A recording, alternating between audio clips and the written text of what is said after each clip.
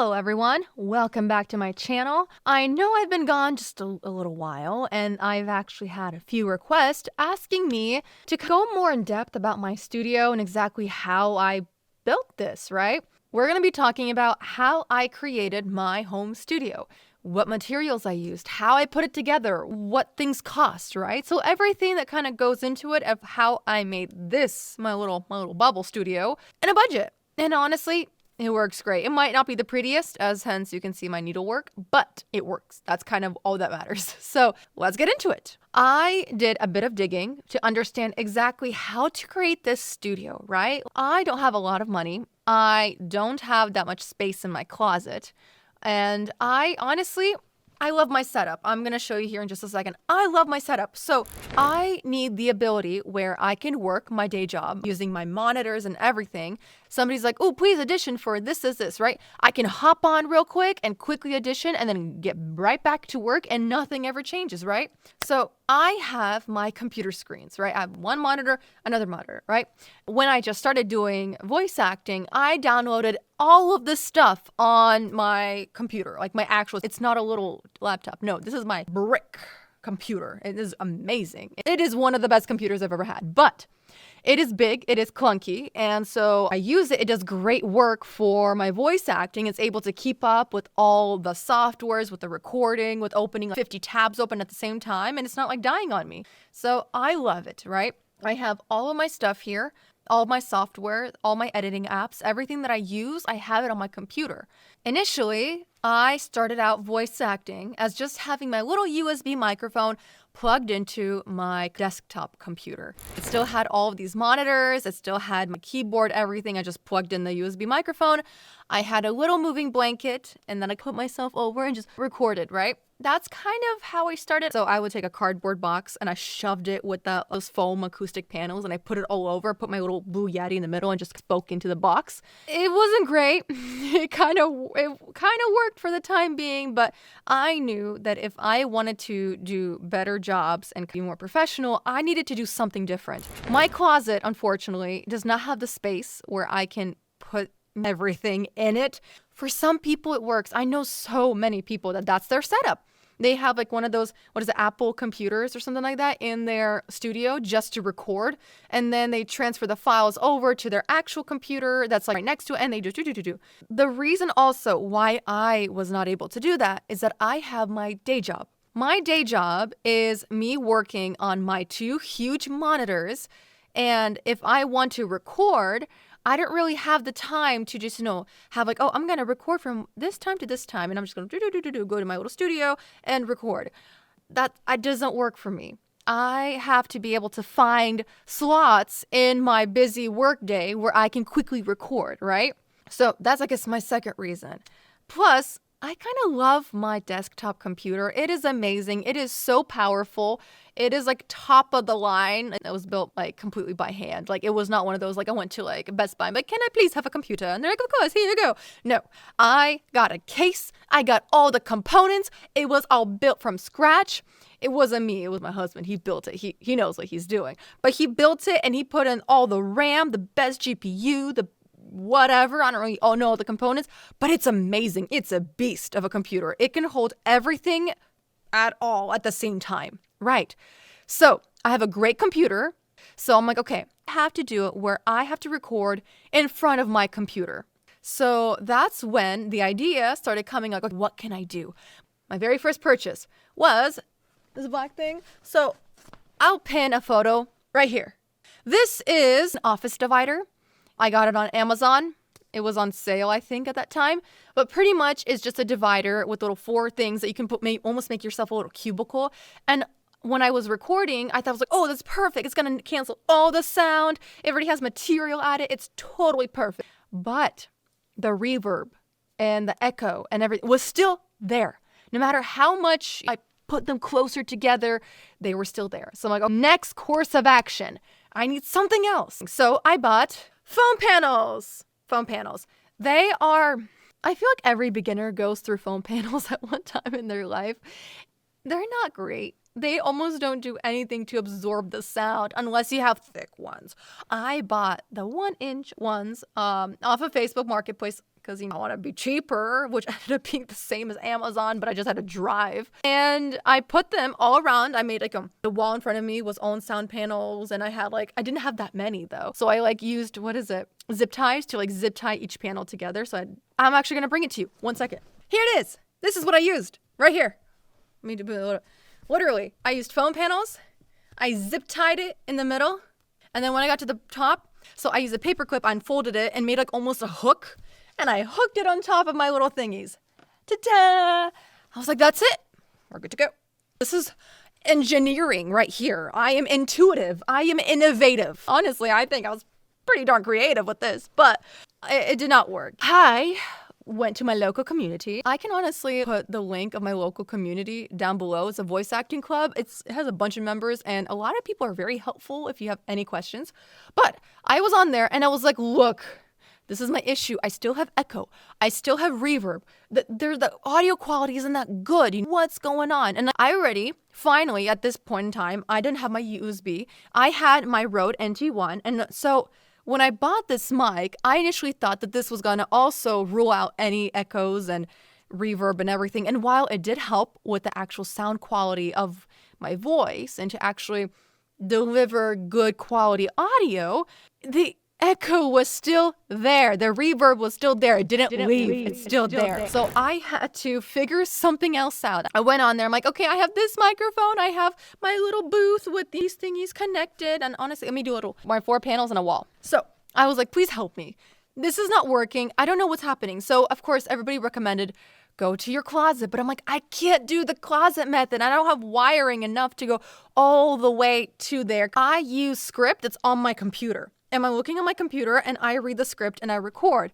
How am I going to go over there? Yeah, I can have a huge long wire to put this in my closet. But it's like, how am I going to read from my phone the whole time, print out actual pages and do it that? No, to me, it felt like so much more extra work and it wasn't even going to be worth it in the end. No, give me other ideas. And he's like, well, you can buy professional sound acoustic stuff, but each board costs $100 and they're not big boards. Honestly, they might be just a little bigger than these 2 sound panels. That was $100.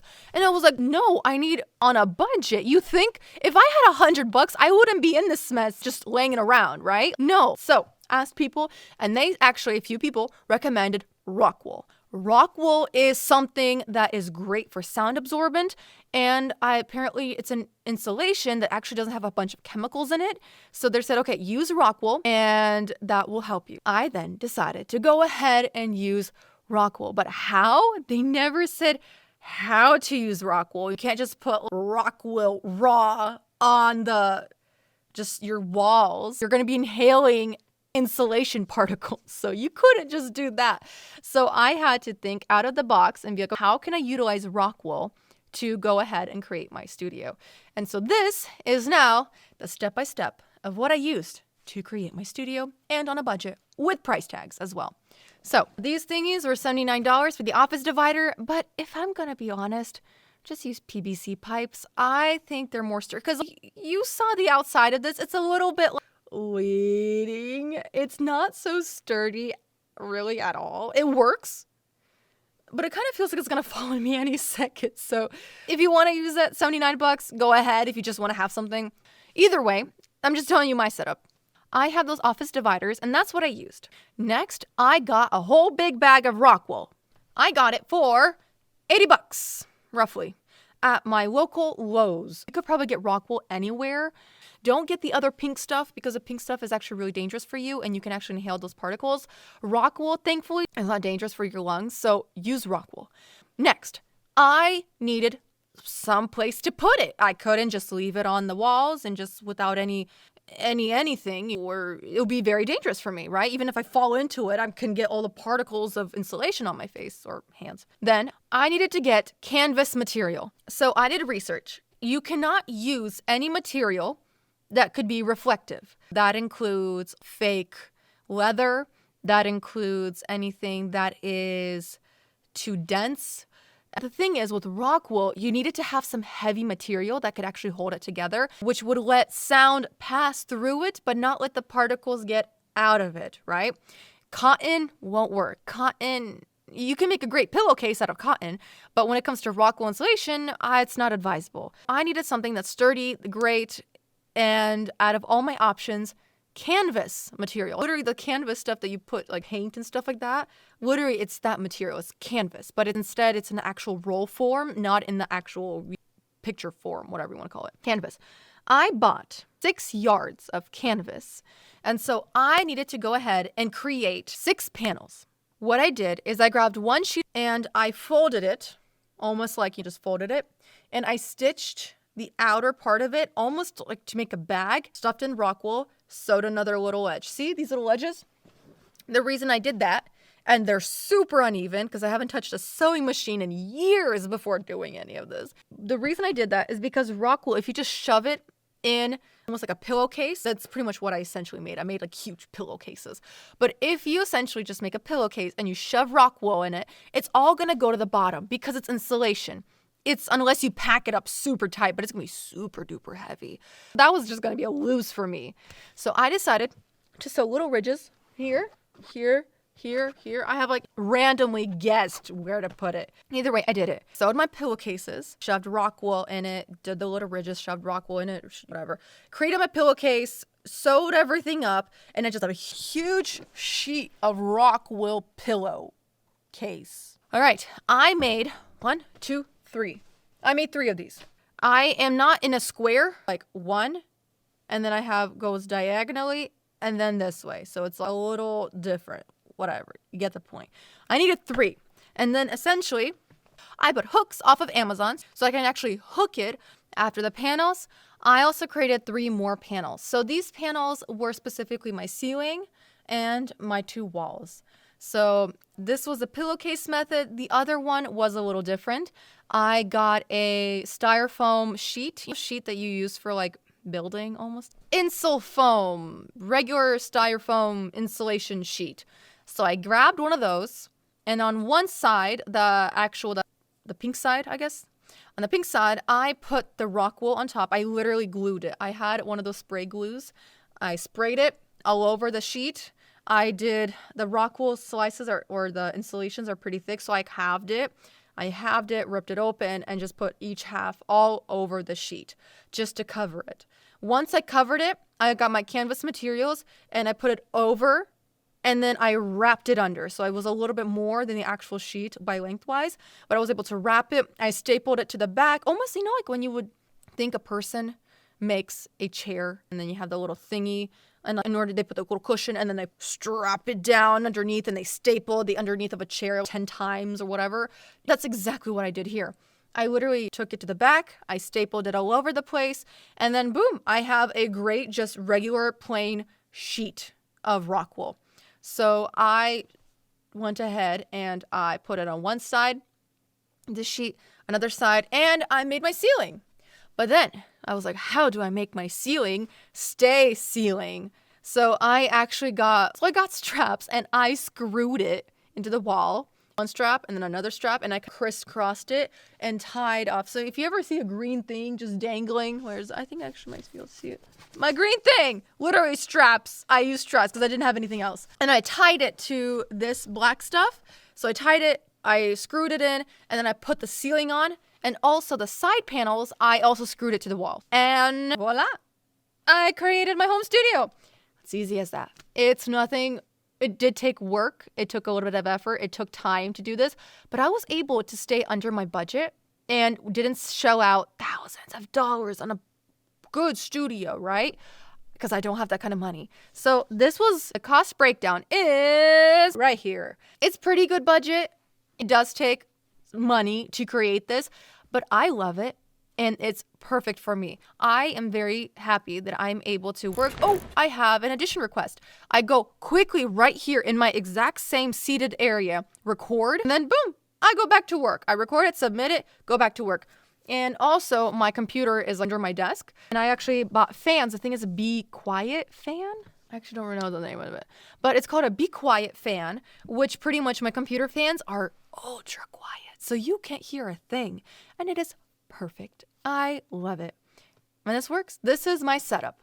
So I hope this gave you a little bit of insight of what I did to create my studio. It might have babbled a little too long, but if this helps, let me know. If you have any other questions, also feel free to ask. I'll try to answer every single person's question. So I got you. Please like, comment, subscribe if you want more of this kind of information. I'll be trying to reach out to every comment that I see here. And if you have any questions, feel free to ask. No worries there. All right. Have a great day.